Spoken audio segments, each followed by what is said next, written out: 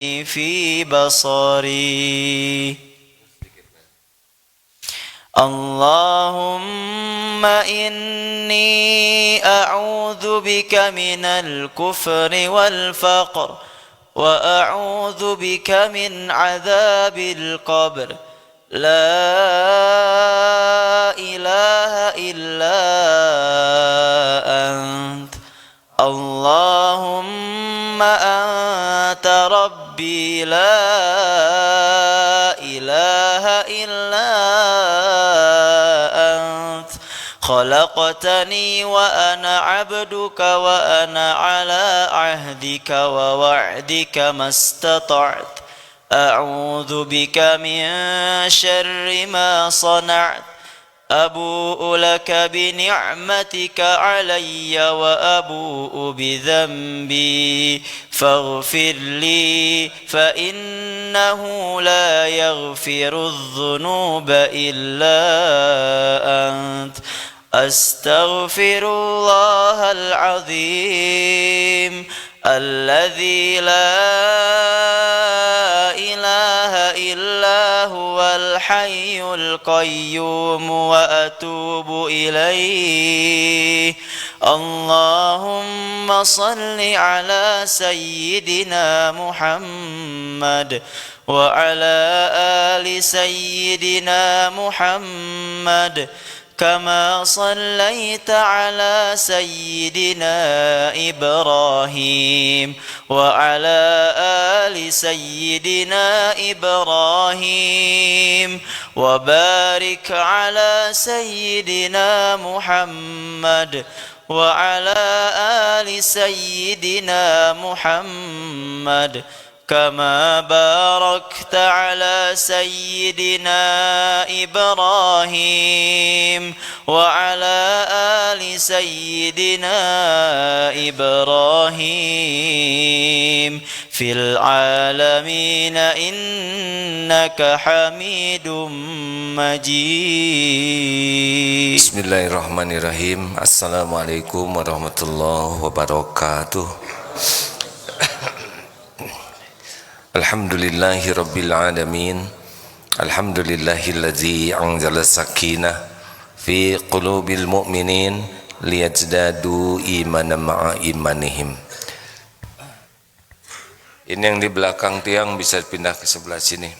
Silakan semua yang di belakang tiang. Faruk, punten Faruk, siapapun silakan digeser aja. Karena di belakang tiang tidak bisa melihat apa-apa.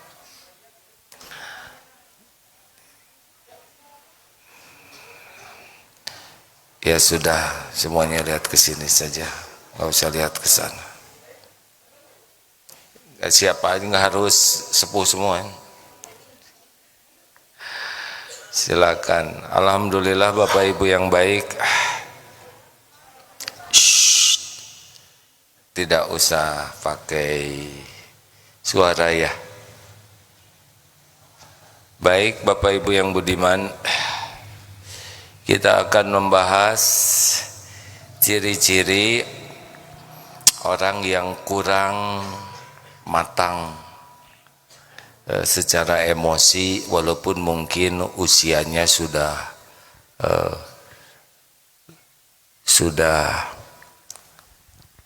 saya tidak tega nyebut tua. Jadi orang akan bahagia ketika memiliki kecerdasan emosinya. Menjadi tua itu tidak usah terampil karena jadi sendiri, tetapi menjadi orang yang pribadinya matang, dewasa.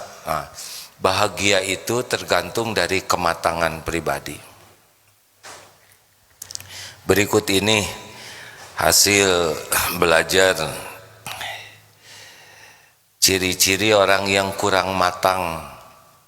Satu adalah sangat suka menyalahkan orang lain. Jadi fokusnya tuh orang lain saja yang salah tuh.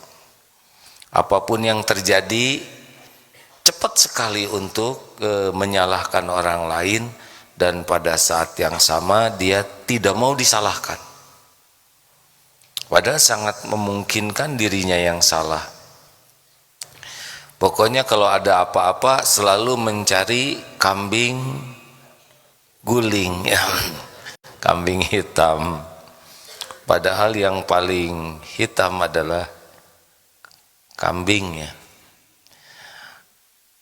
Jadi kalau ada apa-apa langsung nyalahkan orang, dan dia sepertinya tidak punya salah sama sekali. Kalau anak berbuat salah, kalau suami yang kurang dewasa, nyalahkan istrinya, nyalahkan yang lain sekolahnya. Dulu pernah ada seorang ibu, semoga Allah menyayangi beliau, tukar pikiran konsultasi tentang anaknya yang belum baik. Ditanya, ibu, kenapa anak seperti ini? Menurut pendapat ibu, penyebabnya apa? Menurut saya, kata beliau, yang pertama adalah kesalahan ayahnya anak-anak. Ayahnya anak-anak tuh nggak bisa jadi contoh, jarang di rumah. Kalaupun di rumah marah-marah, jarang ngobrol sama anak. Lama cerita kejelekan suami pilihannya, kan suaminya tuh pilihannya, ya. Sesudah puas cerita suaminya yang tidak baik itu penyebab anaknya jelek kelakuannya. Ada lagi, bu, sekolahnya.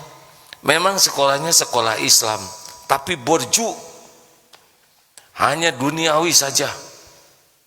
Guru-gurunya juga gak pakai hati, nyalahkan. Sudah nyalahkan sekolah, nyalahkan guru-gurunya.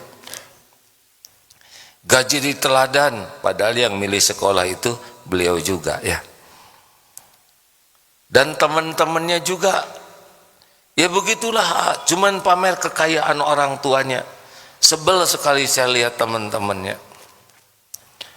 Dan yang paling parah penyebabnya adalah zaman teknologi ini. Ini gara-gara internet anak saya jadi begini. Semuanya ternyata salah.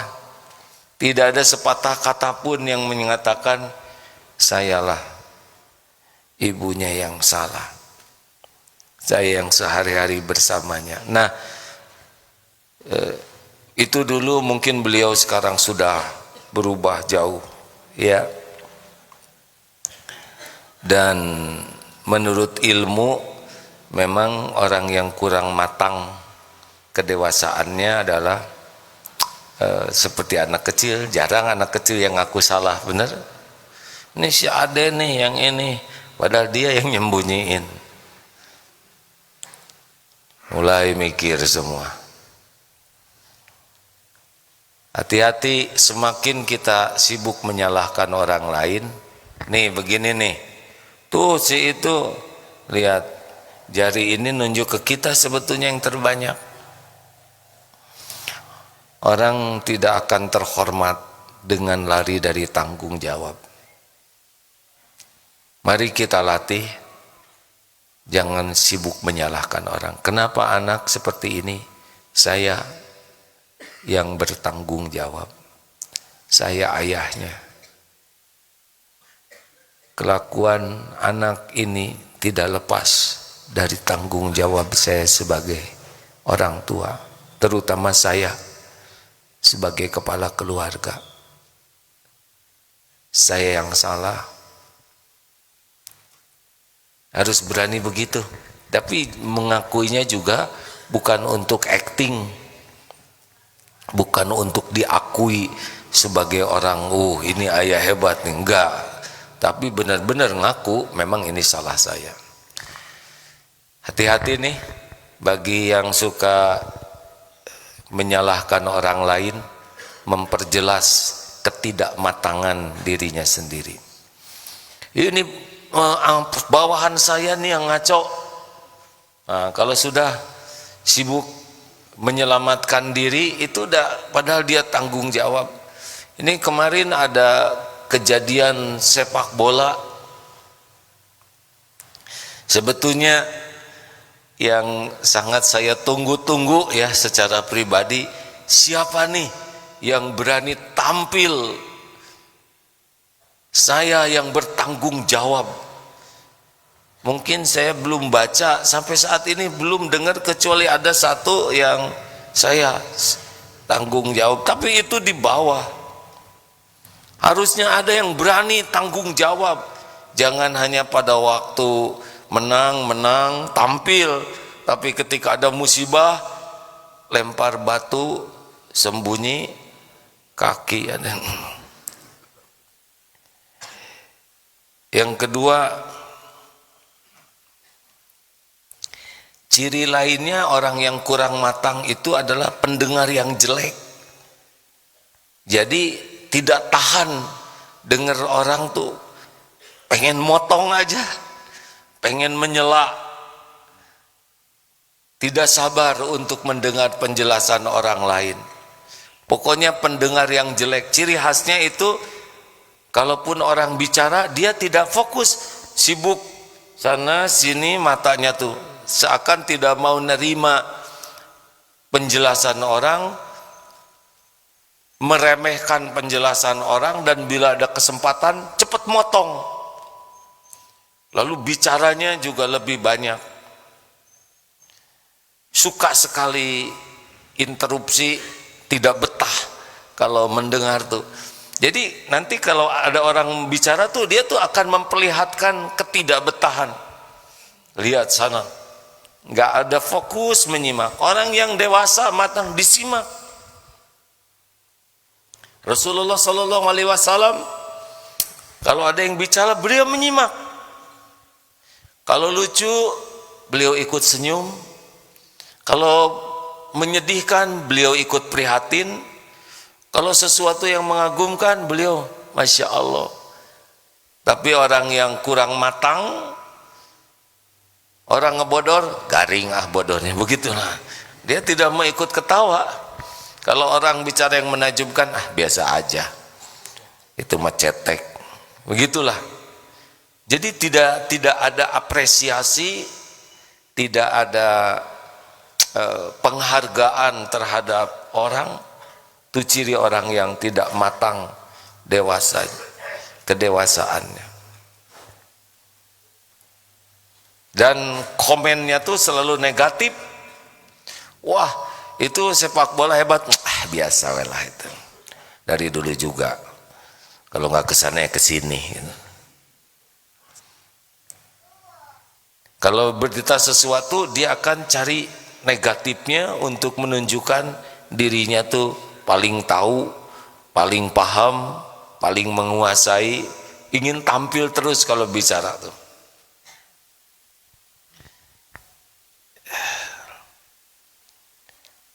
Lalu apalagi ciri lainnya adalah agresif kalau menyerang orang tuh. Jadi kalau sudah tidak suka tuh dia agresif sekali. Tadi menyalahkan, nah lebih buruk lagi dia akan terus selain menyalahkan itu berusaha merusak reputasi orang. Kalau dia sudah tidak suka, dia akan cari jalan untuk menjatuhkan orang tersebut. Tidak tahan orang lain dipuji, itu tidak tahan. Dia akan terus agresif saja. Kelihatan itu ya, orang yang kurang matang tuh kepuasannya adalah melihat orang lain menderita. Apalagi ciri lainnya adalah suka melebih-lebihkan.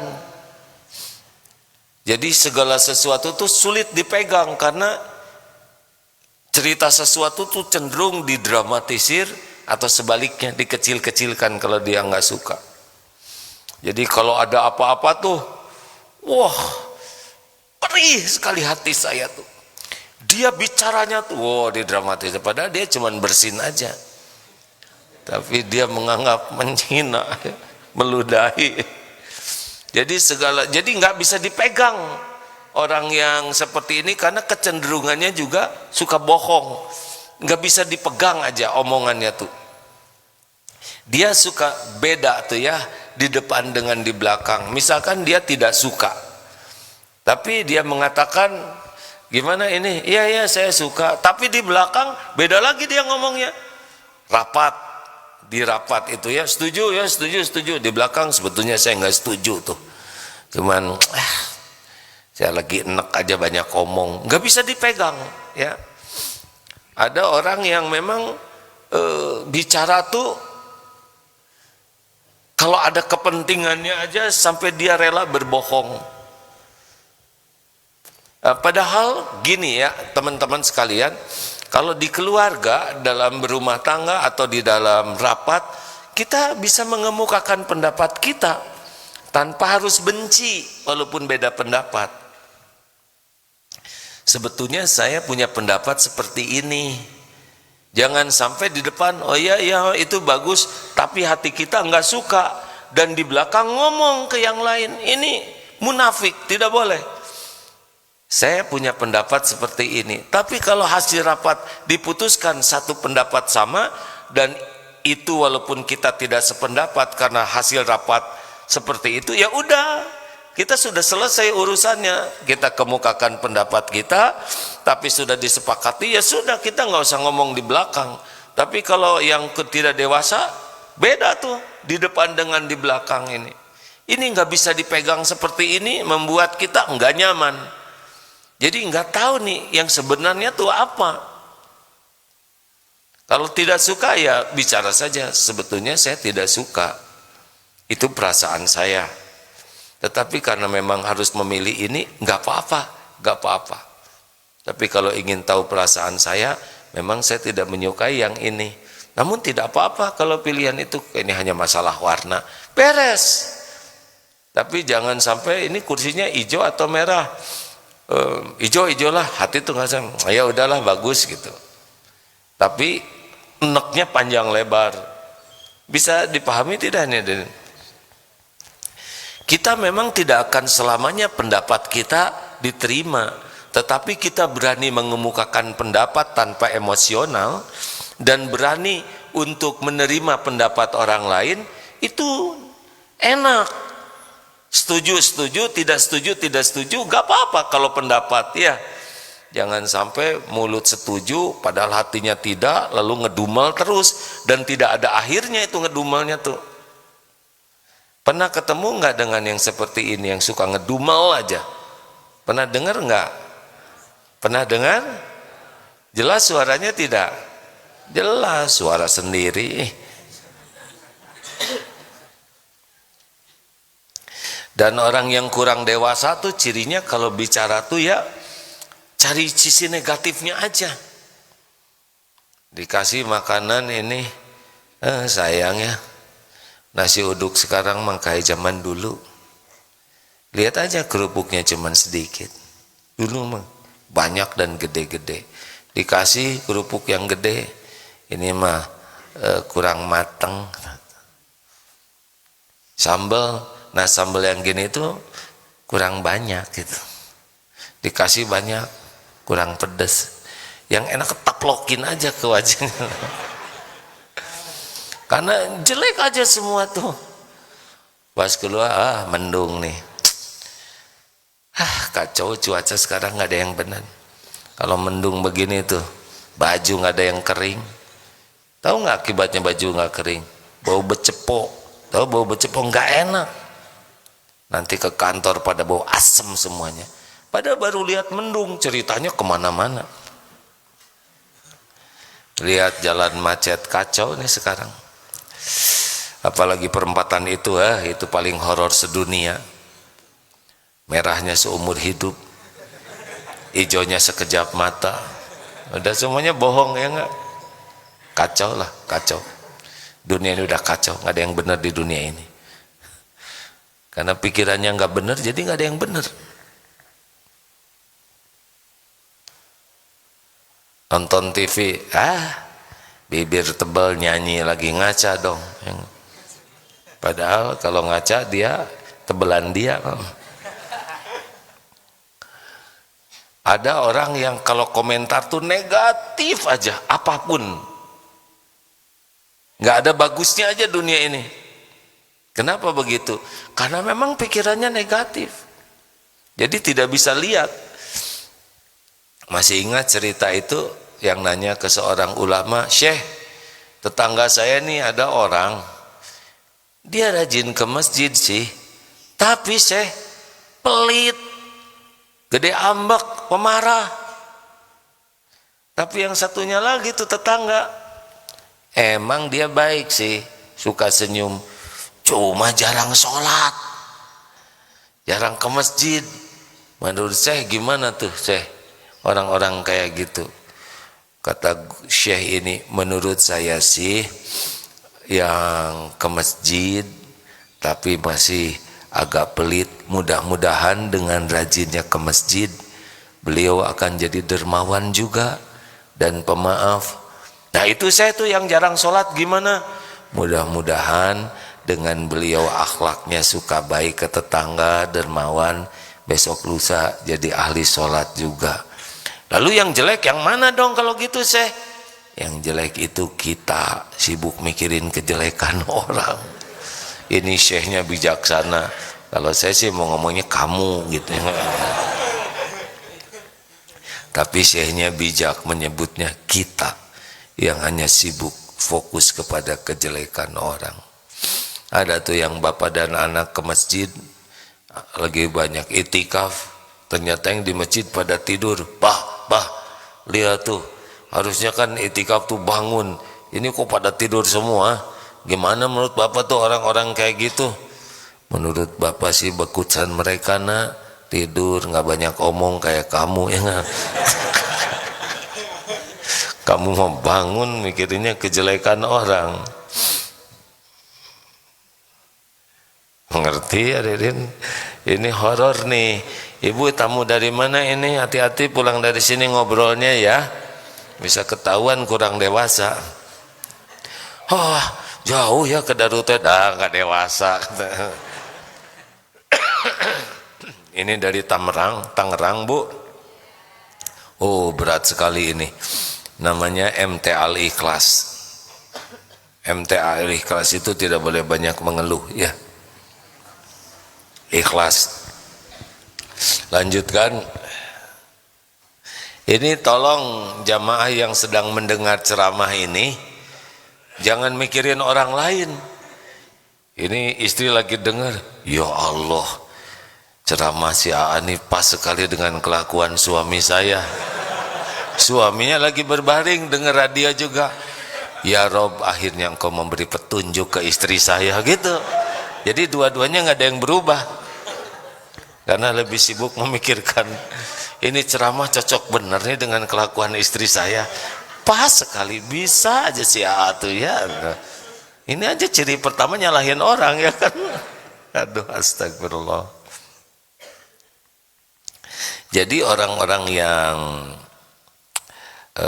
kurang dewasa tuh lebih sibuk ingin dipahami tapi tidak berusaha memahami orang lain. Pahami dong betapa beratnya saya sebagai lelaki membanting-banting tulang. Nah istrinya sama jeleknya juga. Bapak belum nyobain jadi wanita, ha? Saya tuh hamil Pak, melahirkan. Coba Papa hamil, cobain hamil. Wah mah kacau hadirin. Gimana suami hamil ya enggak? Nah, ini kalau ngobrol sudah kayak gini ya, sudah enggak jelas obrolannya, diskusinya sudah emosional, yang paling baik adalah diam saja. Karena kalau bicara sama-sama bicara makin ngaco tuh. Siapa yang milih kamu jadi perempuan? Berani menghina takdir Allah ya? Oh kemana ini? Jangan menyekutukan Allah loh Pak. Kata siapa? Waduh riweuh nanti. Karena kalau orang sudah emosi, akal sehatnya sudah ngedrop. Yang ada adalah sibuk saja melakukan pembenaran, bukan mencari kebenaran. Nggak ada gunanya.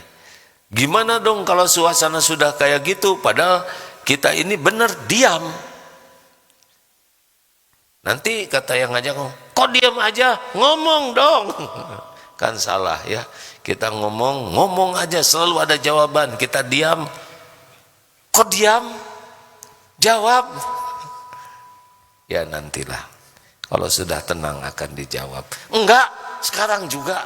Tuh ciri-ciri nafsu begitu. Enggak. Lebih baik sekarang mas saya tenang. Memangnya saya tidak tenang? No, ngambek aja terus. Diam aja. Ingat diam ya. Kalau sudah pertengkaran enggak jelas, yang paling tepat adalah diam. Senyum saja. Kalau bisa. Senyumnya menceng-menceng dikit nggak apa-apa. Lalu orang-orang yang emosional, yang kurang dewasa itu adalah ya tadi, dia tidak peka terhadap orang lain. Dan dia marah kalau orang lain tidak mengerti keadaan dirinya. Capek tahu? Nah, itu ingin orang lain paham. Padahal yang diajak ngobrol lebih capek dan dia tidak mau paham. Emangnya gampang? Cari nafkah tuh gampang. Ya, emang jadi lelaki kepala keluarga ya udah memang begini. Nggak usah merasa berjasa. Kita banting tulang, peras keringat, cari nafkah buat keluarga. Ya itu ladang amal kita. Nggak usah menjadi seperti yang gimana gitu, enggak. Itu udah kewajiban kita. Enggak usah nuntut istri, anak-anak mengetahui, mengagumi, empati ke kita, enggak usah. Kita capek, kita letih. Kalau pakai iman itu penggugur dosa kita. Sama ibu juga, ya. Ibu tidak boleh, ibu tuh udah hamil kamu 9 bulan, melahirkan, menyusui, semua nggak boleh disebut-sebut bu, itu kurang dewasa. Karena anak nggak pesen, nggak pesen lahir dari ibu, ya kan? Kalau anak, tapi jangan ada yang ngomong gitu ke orang tua ya. Kamu ini, ya maaf, siapa suruh tuh bu pakai hamil ya nggak? Saya kan nggak pesen. Kalau ada orang tua yang sibuk menyebut jasanya, itu mungkin sedang capek ya, tapi harusnya tidak nyebut jasa. Kayak pemimpin, saya ini pemimpin kalian, itu udah pada tahu. Saya capek sekali ngurus perusahaan ini. Ya kenapa tuh jadi pemimpin ya? Saya paling bertanggung jawab. Wajar, gajinya paling gede ya kan. Hanya nggak ada yang berani jawab aja karyawannya. Nggak boleh begitu. Misal kalau saudara jadi presiden, pusing tahu jadi presiden. Nah tuh jadi presiden ya. Jadi nggak usah kita menuntut orang lain memahami. Kita aja yang paham. Makin paham itu sebetulnya kita makin bijaksana. Tiap orang tuh punya latar belakang beragam, punya ilmu berbeda-beda, pengalaman berbeda-beda, tingkat keimanan, dan tiap orang tuh punya trauma kehidupan berbeda-beda. Iya, ini santri segini banyaknya nggak bisa disamakan tuh. Ini walaupun syalnya sama, apalagi masa keemasan ya, itu kan Bapak udah agak lama di dunia ya. Udah berapa lama coba? 59 tahun. 3 tahun lagi Pak, sabar ya. Ada yang nyeletuk, 2 tahun lagi katanya.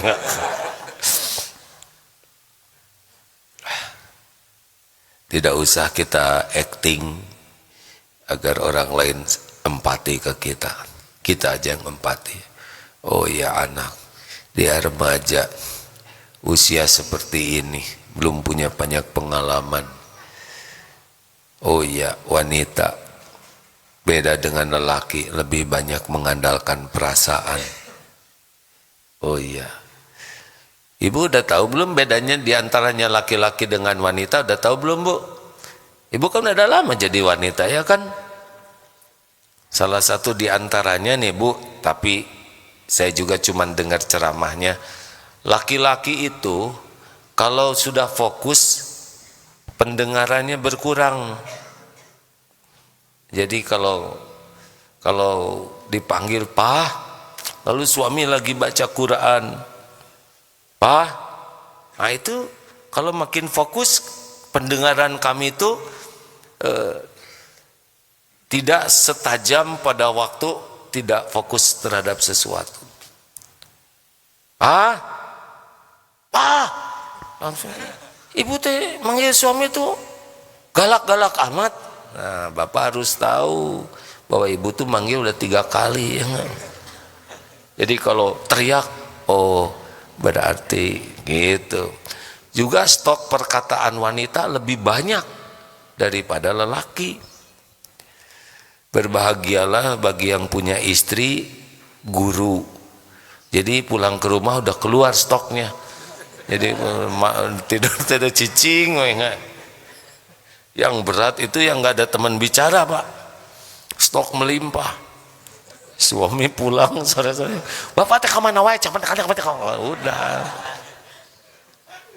Sedangkan suami stoknya kan tidak sebanyak wanita. Udah ngajar seharian. Gimana nih Pak? Iya. Bapak teh mau pengen? Itu tuh udah habis stoknya Bu.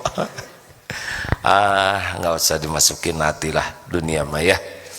Tidak semua menjadi urgent untuk bertengkar.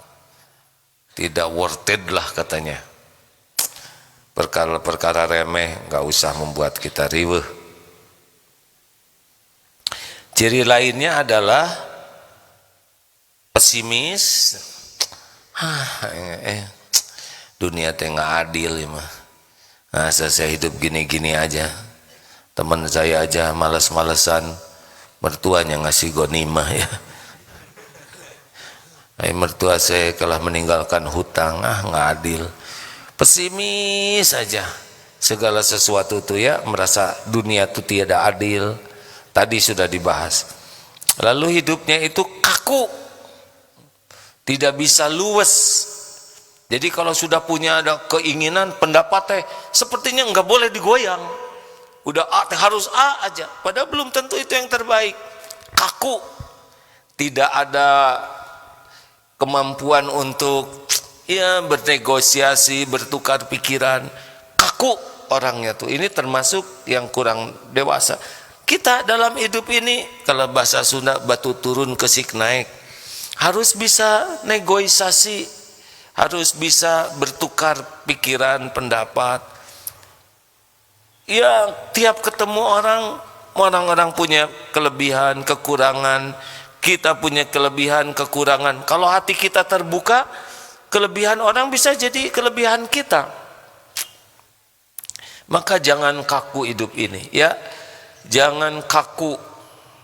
Kemudian tidak harmonis dengan orang, tapi harmonisnya tuh dengan hewan. Kalau ke kucing teh meni mesra, tuh sayang sini. Ada seorang suami lihat istrinya ke kucing teh disuapin. Suami mau ambil sendiri makanan. Alah, horor. Suami teh sampai mendingan jadi kucing. Ini cerita ada saya baca di internet, seorang ibu punya anak, anaknya nikah. Nah, ibunya tinggal di rumah anaknya. Lihat anaknya ini sayang ke kucing, Pak. Ibunya sampai nangis karena dibelai, diselimutin pagi-pagi. Mana si empu sudah makan? Sini sayang, sini disayang ke kucing itu. Ke ibunya nggak begitu. Yang melahirkannya, yang menyuapinya, yang menyusuinya. Kucingnya cuman ewok-ewokan kayak gitu.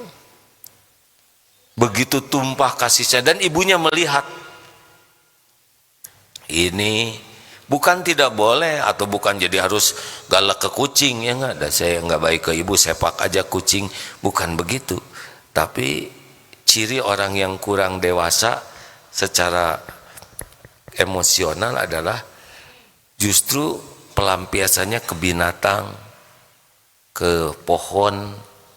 Harus sayang, tapi jangan sampai mengabaikan ke orang yang lebih berhak mendapatkan kasih sayang. Mikir yang punya kucing, untung kucing saya mau kucing peang katanya. Sampai ada yang nikah sama kambing itu ya, bermasalah. Ada yang nikah sama pohon, itu sudah tidak normal ya. Sayang ke binatang, sayang ke isi alam, tapi ke manusia, apalagi ke orang tua, ke keluarga yang lebih berhak. Oh, langsung mikir yang punya kucing, ya ada yang lebih sayang ke kucing daripada ke pembantunya. Pembantu naik gaji sedikit, pelit, tapi ke kucing kandangnya mahal, kalungnya mahal, makanannya mahal. Ringan-ringan saja.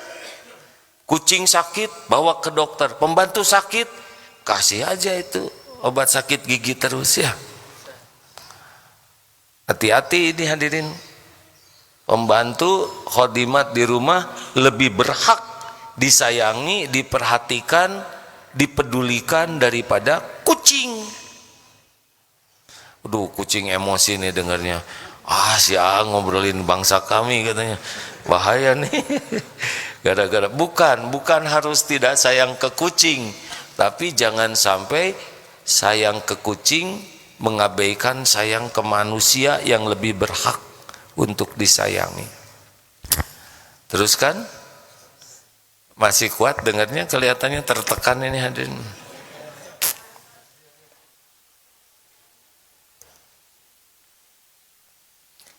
Udah, saya juga menderita bacanya. Sambil ngomong gini juga itu mirip saya hadirin. Jadi kalau dengar ceramah seperti ini jangan nyari sasaran ya. Saya gini enggak, sama barusan juga selama ngomong, oh ini mirip nih dengan saya, ya enggak apa-apa. Tinggal kita perbaiki. Baik, begitulah. Ada pertanyaan silakan, sudah lama kita tidak ada tanya jawab. Silakan Kang, silakan Kang.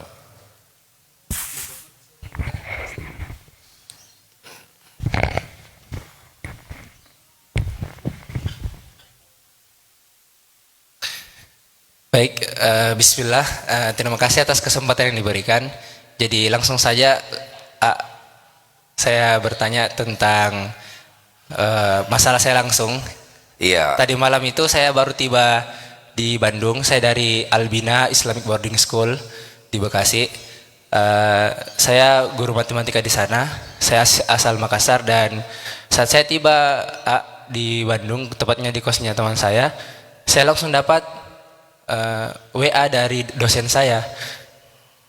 Beliau itu langsung memberikan saya nasihat bahwa kalau bisa stop membuat jasa pembimbingan tugas akhir, karena saya punya lembaga saya itu membimbing tugas akhir, bukan membuatkan, karena membuatkan kan tidak boleh. Nah, terus saya di situ berusaha untuk memberikan pemahaman supaya beliau tidak salah paham. Nah, pertanyaan saya, apakah cara saya untuk memberikan pemahaman kepada beliau itu sudah tepat, atau lebih bagus saya diam? Dan bagaimana nasihat Gim untuk saya dan tim saya agar jasa pembimbingan tugas akhir ini tetap kami jalankan, namun mungkin diubah nama pembimbingannya, mungkin seperti konsultasi, karena saya membuat ini untuk memberikan solusi kepada para mahasiswa agar tidak kelamaan untuk kuliahnya hanya membayar UKT terus, tapi tugas akhirnya belum selesai. Jazakallah khair wa barakallahu fikum. Sudah dijelaskan kata dosen apa? Cuma dirit. Cuma dirit doang. Berarti kurang suka. Dan saya juga pernah memberikan beliau tawaran bisa tidak menjadi dosen konsultasi di lembaga saya. Tapi beliau belum menjawab. Tapi ada satu dosen lagi namanya salah satu profesor kami di jurusan Matematika FMIPA UNM.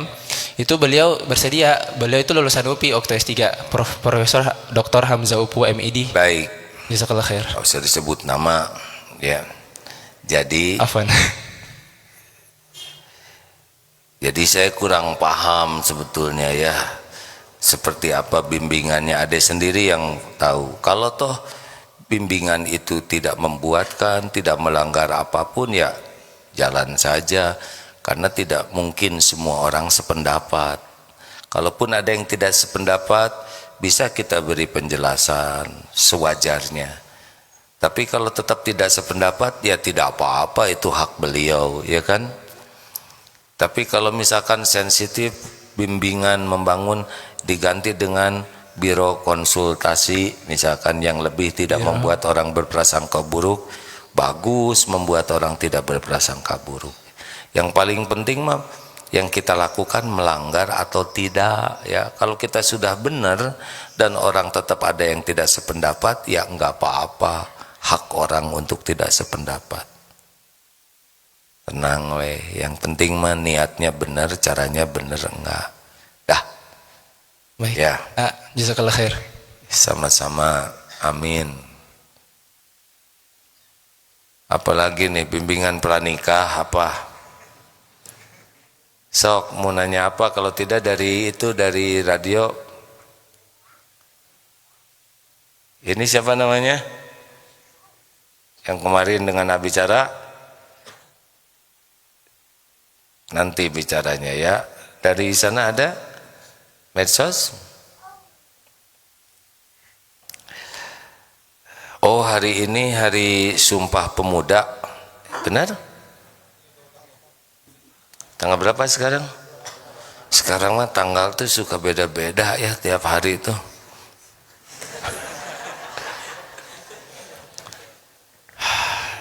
Jadi orang Indonesia itu takdir Allah kita ini.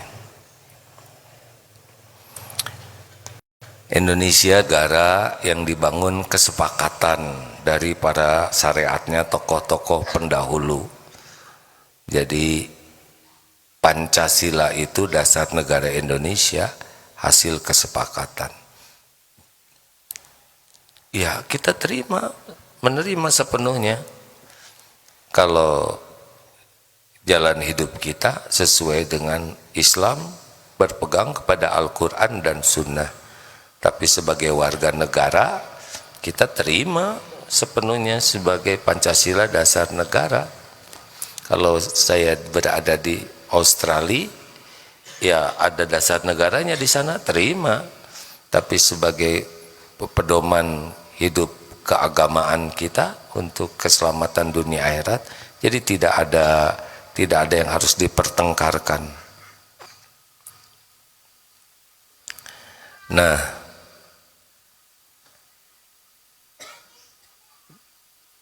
ya Sumpah Pemuda, sumpahlah. Tidak ada masalah kita bertekad untuk mempertahankan, bahkan jadi amal soleh ya. Yang paling penting bagaimana sebagai umat Islam menjadi bukti pribadi-pribadi solusi di negeri ini. Jangan sampai kita yang mayoritas ini malah menjadi sumber masalah. Masalah bernegara itu luar biasa banyaknya. Dan Islam, umat Islam harusnya jadi solusi. Itulah. Baik, ada Faruk? Ya. Sebentar. Dari YouTube. Assalamualaikum warahmatullahi wabarakatuh. Suaranya hilang katanya ini. Di medsos, coba lihat di Zoom. Punten. Lanjut. Ya, sudah ada. Mau tanya, ketika melihat orang lain sukses, saya termotivasi. Namun selalu bertanya apakah saya bisa sukses seperti mereka. Karena sudah kerja keras pun belum sukses juga. Mohon nasihatnya. Ya dan nggak harus seperti orang lain. kita tiap orang ciptakan punya bakat, karakter, kemampuan berbeda. Kalau setiap yang ingin jadi dokter, dokter semua. Atau gimana apa suntik-suntik, ya kan?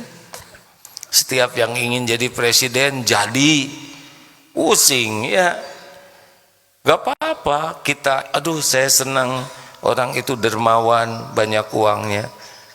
Niatnya apa? Kita punya rezeki, niatnya banyak bantu orang. Ternyata kita nggak bisa sekaya dia, niatnya aja udah dapat pahalanya, ya kan?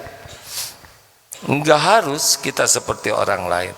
Punten ya, ini AA diuji oleh Allah, takdirnya seperti ini. Katanya si kiai atau apalah gitu ya. Saya senang sekali belajar dari Ustadz Adi Hidayat, Ustadz Abdul Somad, Buya Yahya, dari guru-guru yang lain, dari banyak. Saya juga ingin begitu, cuma nggak gampang ternyata ngapalin seperti Ustadz Adi Hidayat ya. Ada ngapalin tempatnya, nggak hafal halamannya. Ada ngapalin halaman, nggak hafal ayatnya. Jadi saya terima, saya kayak gini ya, saya juga berusaha. Waduh, lihat yang itu pintar, yang ini pintar. Ya saya ingin, cuma kalau nggak kekejar seperti itu, ya nggak harus menderita, ya. Ya dan nggak maksa. Di sini juga ke santri, ya memang saya begini adanya. Saya juga pengen lebih baik dan berusaha. Yang nerima ya monggo, yang enggak nerima ya monggo gitu. Kulo saiki kaya ngono yo.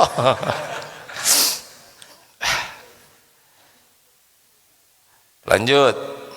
Enggak harus kita seperti orang lain. Ya, Dek.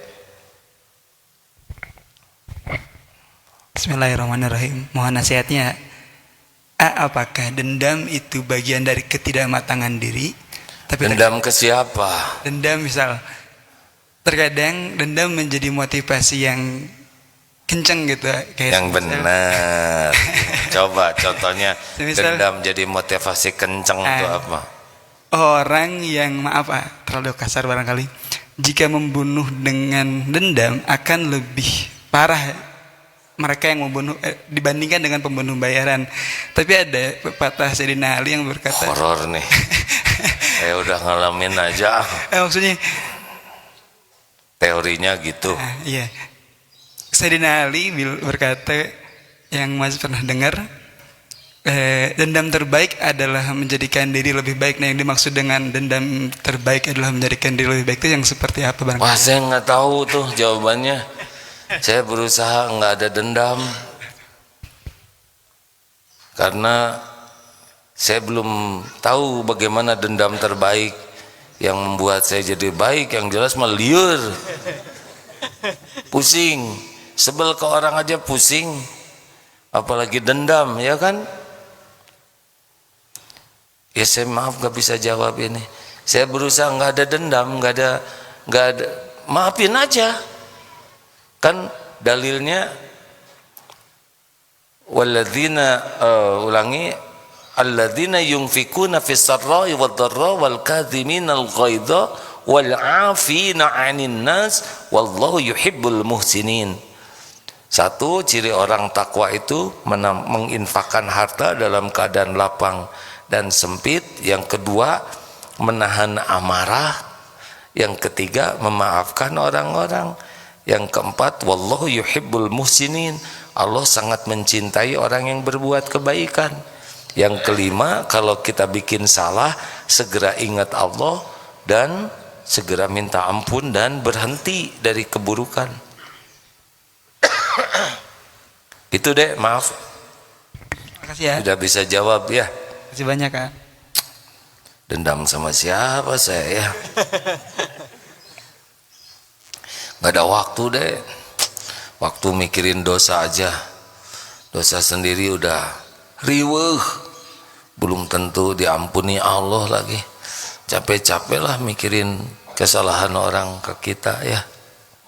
Kesalahan kita yang bahaya, bukan kesalahan orang. Karena kan in ahsantum li anfusikum wa in asatum falaha. Jika kamu berbuat baik, kebaikan itu untuk dirimu. Jika lo berbuat jelek, nah kejelekan juga menimpa kita. Gitu. Cicik ada yang nanya apa sih tamu al-ikhlas? Apa artinya ikhlas?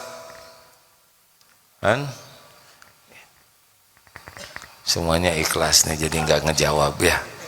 Ya Bu, silakan, maaf.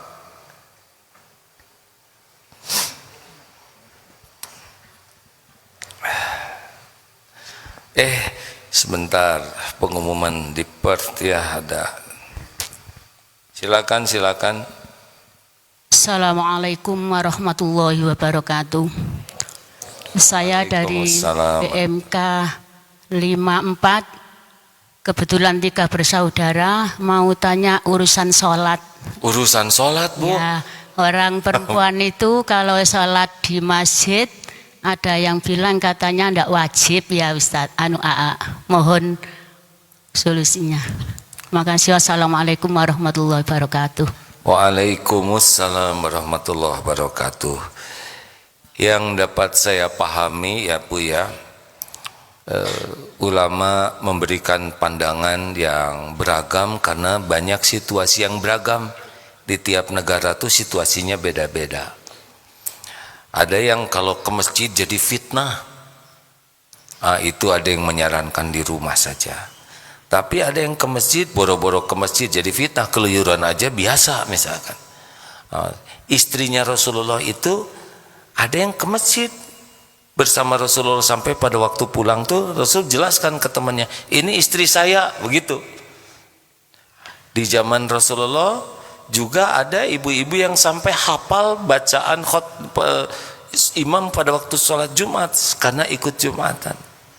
Dan Rasulullah juga melarang para suami melarang istrinya ke masjid. Jadi kalau ada istri yang mau ke masjid dan aman, suami tidak boleh melarang istrinya ke masjid. Ini menunjukkan fleksibilitas ya.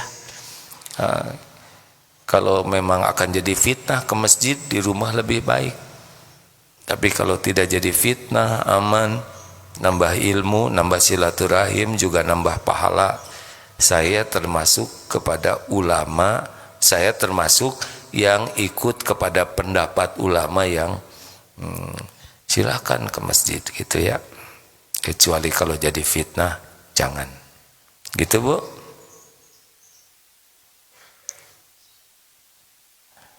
Ya, saya, ibu orang perempuan, saya orang laki-laki ya Bu ya. Kalau laki-laki gimana? Oh itu mah nggak punya pilihan, ke masjid. Kalau laki-laki sholatnya di rumah terus, maka dia disebut lelaki apa? Lelaki soleha? Bukan, dia lelaki sholat di rumah. Usir Bu, harus ke masjid. Harus sholat isya jamaah separuh malam, dianggap sholat terus menerus. Sholat subuh berjamaah sepanjang malam, dianggap sholat terus menerus. Satu langkah menggugurkan dosa, satu langkah mengangkat derajat. Masya Allah, luar biasa sholat di masjid. Orang yang hatinya tertambat ke masjid terus, seperti ikan di dalam air, itu nanti di yaumul akhir ketika tidak ada naungan, salah satu yang akan dinaungi adalah orang yang hatinya tertambat ke masjid terus. Terakhir ya Pak. Assalamualaikum warahmatullahi wabarakatuh. Ya. Terima kasih, alhamdulillah rabbil alamin. Saya mohon pendapat dari tentang apa yang kita alami itu adalah buah dari apa yang kita pikirkan. Contoh, saya jauh-jauh dari Riau. Saya kebayang apa yang terjadi itu sering dari apa yang buah dari apa yang kita pikirkan gitu. Jadi saya dari Riau, ya, mahasiswa tugas belajar. Itu memang saya sering berpikir pengen belajar dengan Al-Hakim secara langsung itu, dan alhamdulillah saat ini saya bisa belajar dengan Al-Hakim secara langsung. Dan banyak lagi apa yang saya ajarkan ke siswa juga. Saya seorang guru juga. Kalau punya cita-cita, coba bayangkan kalau kita itu memang sudah berada di situ, insya Allah Allah akan kabulkan itu. Dan alhamdulillah anak-anak yang tadinya mentalnya tidak percaya diri, dia merasa yakin bahwa oke Pak, saya pengen jadi tentara, dan alhamdulillah ada yang jadi tentara gitu. Yang jadi polisi juga demikian, ada yang jadi bidan, ya alhamdulillah gitu kan. Nah, kembali lagi ke situ, itu saya Jadi mohon pendapat dari bagaimana? gitu. Ya, Assalamualaikum Jadi warahmatullahi wabarakatuh. Ya, Waalaikumsalam. Saya pengen jadi tentara, Pak. Jadinya begini. Gimana itu? Jadi begini ya, Pak. Kita bagus sekali punya keinginan. Asal keinginan kita itu keinginan yang disukai Allah. Dan Allah tahu apa yang kita pikirkan. Allah tahu apa yang kita cita-citakan. Jadi bukan karena pikiran kita kemudian kita jadi. Kalaupun jadi Bapak di sini karena Allah tahu pikiran Bapak. Saya pengen ke Darut Tauhid. Allah tahu itu. Dan Allah lah yang memudahkan. Jadi Bapak di sini bukan karena pikiran Bapak, tapi karena Allah memudahkan apa yang Bapak pikirkan. Makanya kalau kan ada namanya mindset ya. Ada seseorang dia atlet triathlon. Triathlon tuh berenang, lari, sepeda ya. Lalu dia kena kecelakaan. Ini kisah nyata ya. Saya membaca kisah ini. Lalu patah Pak, beberapa ketabrak sedemikian rupa dan akan lumpuh seumur hidup. Lambat laun akan lumpuh. Dia melakukan olah mindset. Dia selalu pikirkan, ini nggak pakai agama ya, karena tidak seorang muslim, belum muslim. Dia membayangkan dirinya itu sehat lagi. Dia membayangkan badannya itu seperti semula. Dan secara mekanisme katanya ya Pak ya, karena pikirannya begitu, maka itu akan membantu secara syariat ya. Proses tubuh ini, apakah hormonnya, enzimnya, sel-selnya menyesuaikan dengan apa yang dia pikirkan dan sehat Pak. Apakah kita bisa, sebetulnya sekarang bisa dites Pak.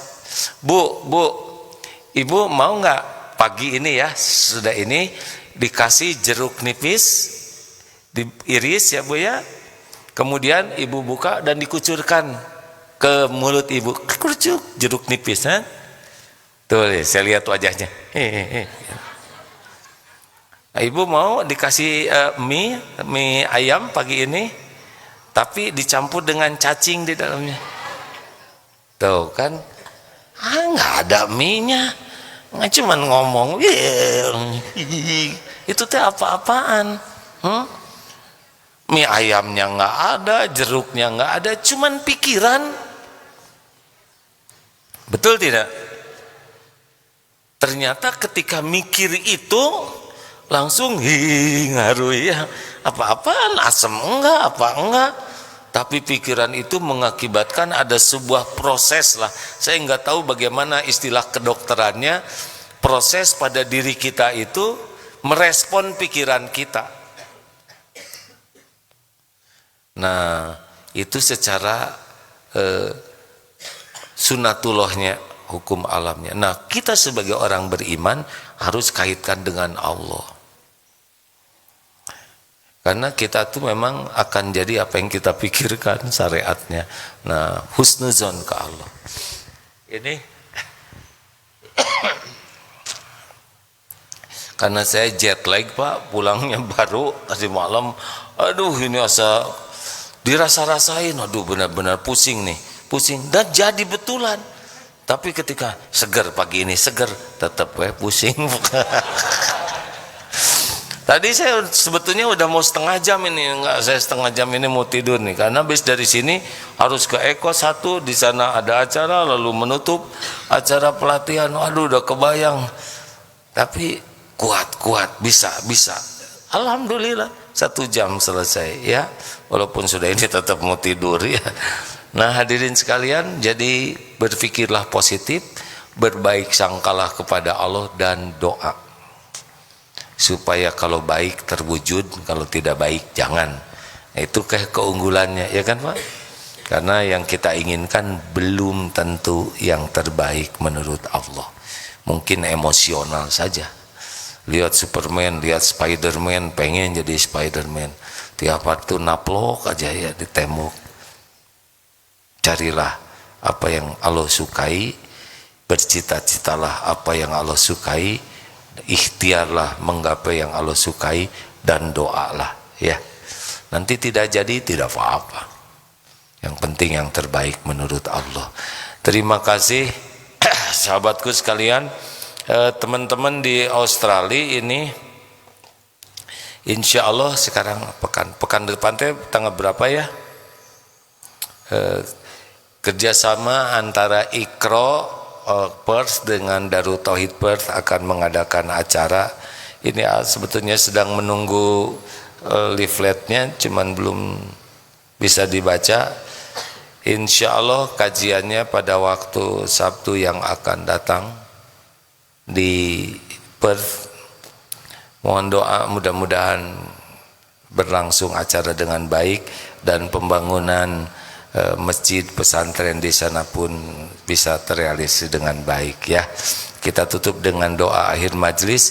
Subhanakallahumma bihamdik, asyhadu alla ilaha illa anta, astaghfiruka wa atubu ilaik. Assalamualaikum warahmatullahi wabarakatuh. Kepada santri mana SMP, ada nggak SMP? SMA acungkan tangan.